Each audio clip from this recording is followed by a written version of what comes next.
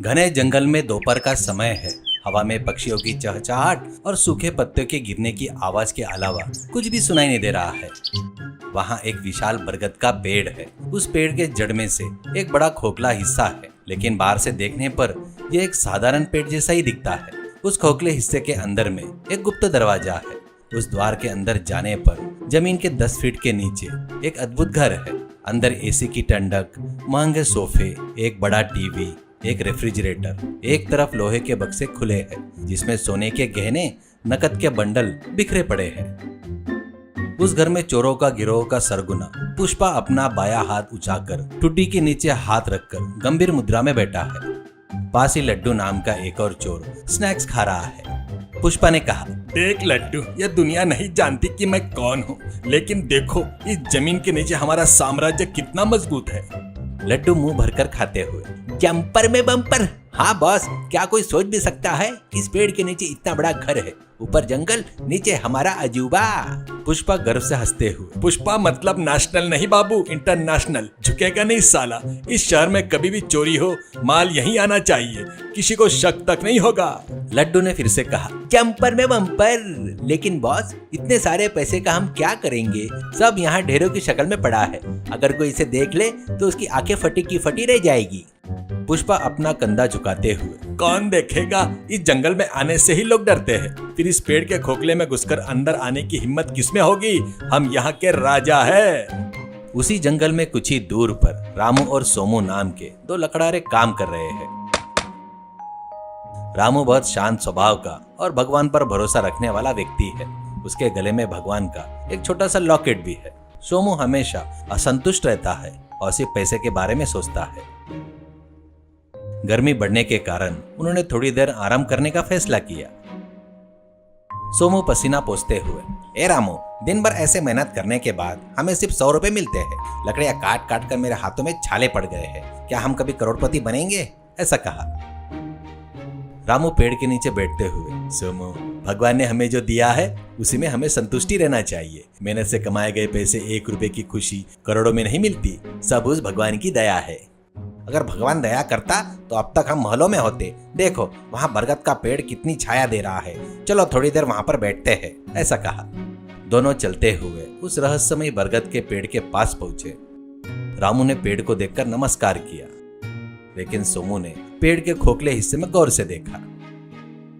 रामू, यह खोखला हिस्सा देखो कितना अजीब है। अंदर से कुछ रोशनी दिखाई दे रही है। यह प्राकृतिक रूप से बना छेद नहीं लग रहा है। ऐसा सोनू ने कहा।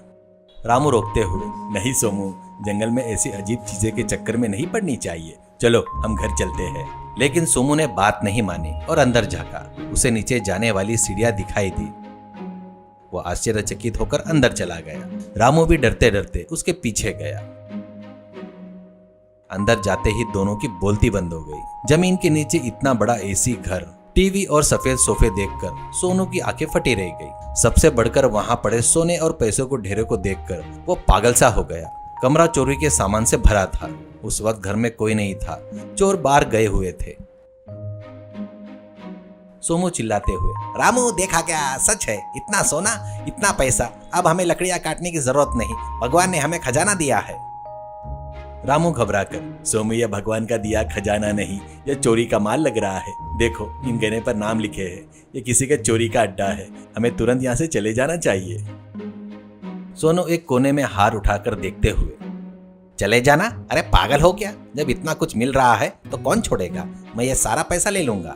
सोमू रोकते हुए, नहीं सोमू, यह पाप है। अगर हम इसे लेते हैं तो यह मत समझना कि किसी को पता नहीं चलेगा। पाप हमेशा पीछा करता है। अगर तुम्हें अपनी जरूरतें पूरी करनी है तो थोड़ा बहुत ले लो, लेकिन लालच मत करो। यहाँ पर दोबारा आना जोखिम में डालने जैसा है। सोमू ने रामू की बात नहीं सुनी। उसने अपने थैले में नोटों की गड्डियां और सोनू के बिस्किट डाल लिए। रामू ने डरते हुए अपनी जरूरत के हिसाब से बहुत कम मात्रा में धन लिया। चल रामू, अब हमारी चांदी ही चांदी है, सोनू खुशी से कहता है। सोमू सीढ़ियां चढ़कर ऊपर आ गया। रामू मन ही मन भगवान से प्रार्थना करते हुए बाहर निकला। कुछ समय बाद चोर, पुष्पा और लड्डू वापस अपने भूमिगत घर पहुंचे।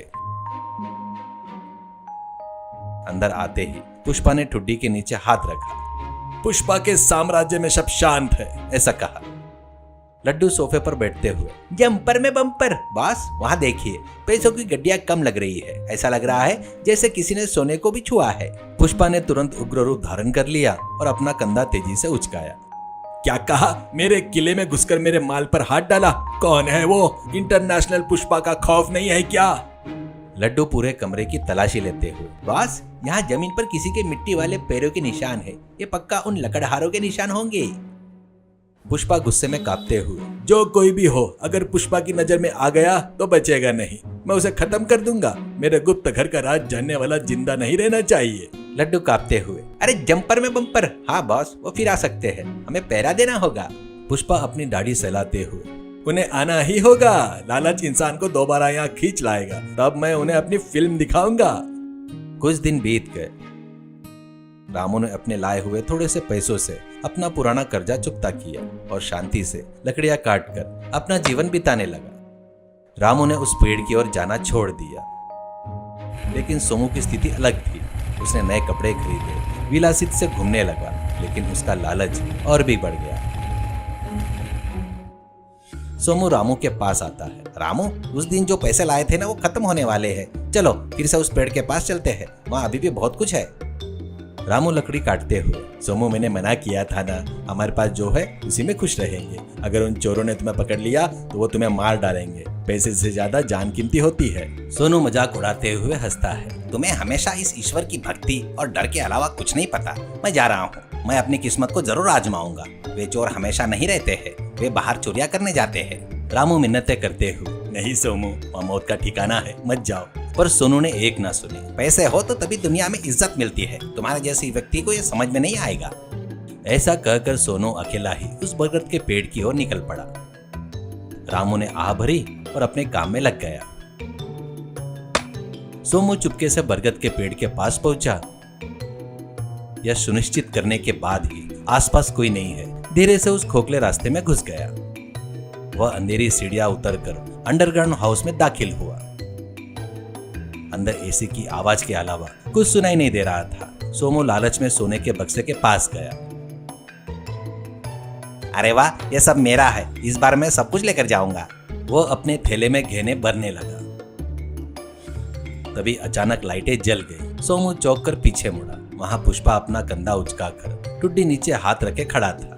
बगल में लड्डू बड़ी लाठी पकड़े था। पुष्पा ने गंभीर स्वर में कहा, पुष्पा मतलब नेशनल नहीं इंटरनेशनल है, झुकूंगा नहीं। मेरे ही घर में चोरी, तुम्हारी इतनी हिम्मत।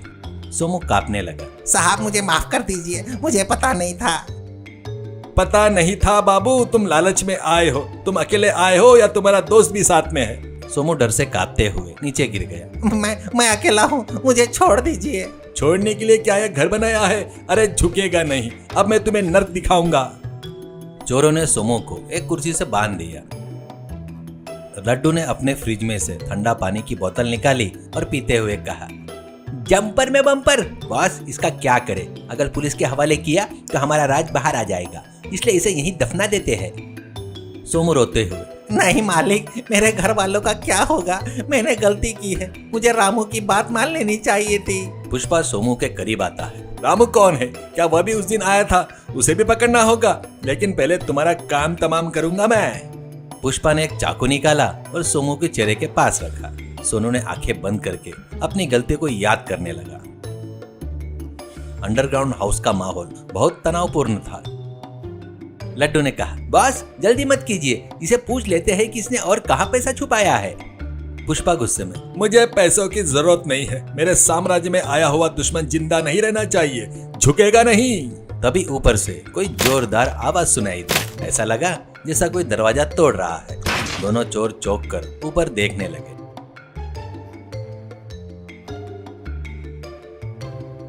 ऊपर से पुलिस बंदूकों के साथ अंदर घुस गई। उसके साथ रामू भी था। रामू को सोमू पर शक हुआ था और उसके पीछे जाने के बाद तुरंत उसने पुलिस को सूचना दी। उन्हें यहाँ पर ले आया।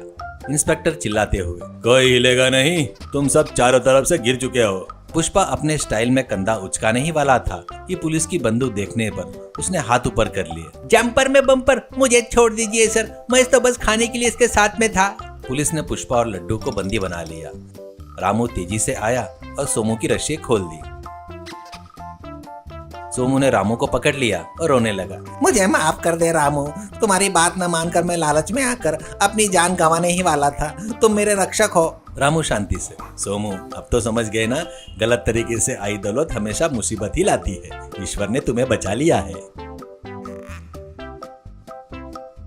इंस्पेक्टर रामू के पास आए। रामू, इस खतरनाक चोर गिरोह को पकड़ने में तुम्हारी मदद हम कभी नहीं भूलेंगे। सरकार ने तुम्हारे लिए नकद इनाम की घोषणा की है। ऐसा कहा।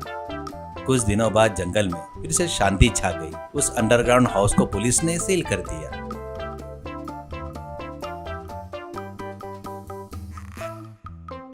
रामू को सरकार से भारी इनाम मिला। रामू ने उसका आधा हिस्सा सोमू को दे दिया।